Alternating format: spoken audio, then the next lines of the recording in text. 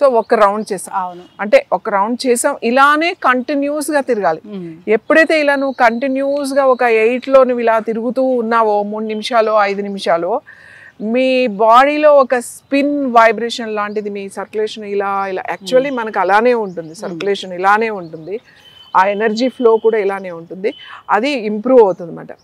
అట్లా మనం ఇప్పుడు ఒకసారి స్లో చేసాము, మీరు అలా నడుస్తూ ఉన్నారనుకోండి, ఫాస్ట్గా పరిగెట్టేయాల్సిన అవసరం ఏం లేదు. మీరు అలా కంటిన్యూస్గా నడుస్తూ ఉంటే మీకే తెలిసిపోద్ది 3 మినిట్స్కి. ఎవరికైనా ఇలా నడిచేటప్పుడు కొంచెం కళ్ళు తిరుగుతున్నట్టు అనిపించింది అని అనుకోండి, కొంచెంసేపు కూర్చోండి, అంతే, ఏం కాదు. కొంచెంసేపు కూర్చొని మళ్ళీ స్టార్ట్ చేయొచ్చు.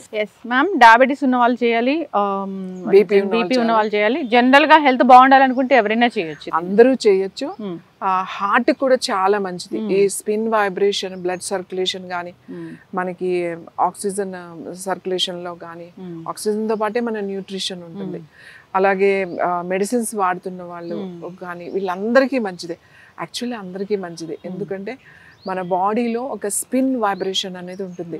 ఆ స్పిన్ వైబ్రేషన్ బాగా స్ట్రెస్లో ఉన్నప్పుడు, బాగా అలసిపోయినప్పుడు అది తగ్గుతూ ఉంటుంది అన్నమాట. ఎప్పుడైతే మనం ఈ సిద్ధ నడక చేస్తామో అది తెలుస్తుంది, ఆ ఎనర్జీ లెవెల్స్ మీకు అర్థమవుతుంది. రోజు ప్రొద్దునైనా పర్వాలేదు, సాయంకాలం కూడా పర్వాలేదు, ఎప్పుడైనా ఎంటీ స్టమక్తో ఉంటే మార్నింగ్ ఈజ్ ద బెస్ట్. తర్వాత నెక్స్ట్ టైం ఏంటంటే ఈవినింగ్ 6 o'clock అట్లా చాలా బాగుంటుంది. 5 to 6 ఆ టైంలో చక్కగా నడుచుకోవచ్చు ప్రశాంతంగా. మీరు వాకింగ్ చేస్తారు చాలామంది, 3 kilometers 5 kilometers 1 hour అట్లా పెట్టుకుని జాగింగ్ చేసేవాళ్ళు చాలామంది ఉన్నారు.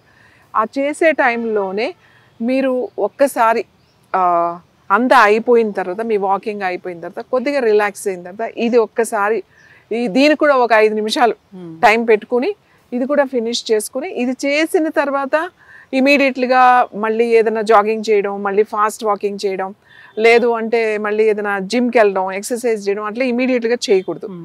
ఇది చేసిన తర్వాత మీకు రిలాక్స్ అయిపోవాలి, అంతే. ఇంక చేసిన తర్వాత అంటే యూ రిలాక్స్. మళ్ళీ ఒక 45 minutes వరకు వేరే ఎక్సర్సైజ్లు అట్లాంటివి ఏం చేయకూడదు. సో ఎందుకంటే మీకు ఆ వైబ్రేషన్ అలా ఉంటుందన్నమాట, ఆ సర్క్యులేషన్ అలా ఉంటుందన్నమాట. సిద్ధ నడక అంటే ఇది సిద్ధులు చెప్పిన నడక అన్నమాట. ఇది చాలా చాలా చాలా సిద్ధ యోగాలో కూడా ఇది ఉంది. చాలా ఈ నడక ఇలా నడవడం వల్ల ఎన్నో సమస్యల్ని మనం తగ్గించవచ్చు.